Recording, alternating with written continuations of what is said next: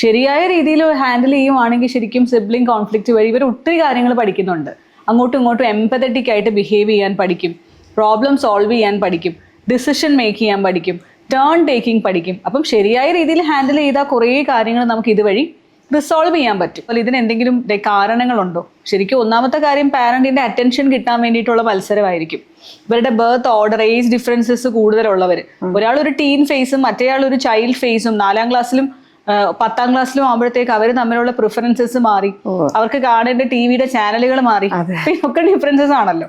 അപ്പൊ അവർക്ക് ശരിക്കും അവർക്ക് തമ്മിലൊരു മ്യൂച്വൽ ആയിട്ട് ഞങ്ങൾക്ക് ഇത് ചെയ്യാം എന്ന് പറയാനുള്ള എഗ്രിമെന്റ് ചെയ്യാനുള്ള ടോപ്പിക്സ് ഇല്ല.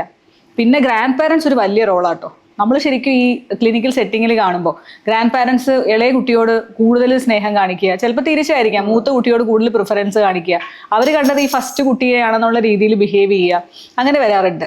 പിന്നെ ഒരു ക്ലിനിക്കൽ സെറ്റിങ്ങിൽ കണ്ടിട്ടുള്ളൊരു കാര്യം, പാരന്റ്സിന് ചിലപ്പം ഫസ്റ്റ് കുട്ടി ഉണ്ടായപ്പോൾ അച്ഛൻ ഗൾഫിലായിരുന്നു, സെക്കൻഡ് കുട്ടി ഉണ്ടായപ്പം അച്ഛൻ ഇവിടെ വന്നു, നാട്ടിലുണ്ട്. അപ്പം മൂത്ത ആള് കാണുന്നത് മുഴുവൻ ഈ കുട്ടിക്ക് കിട്ടുന്ന പരിഗണനയും സ്നേഹവുമാണ്.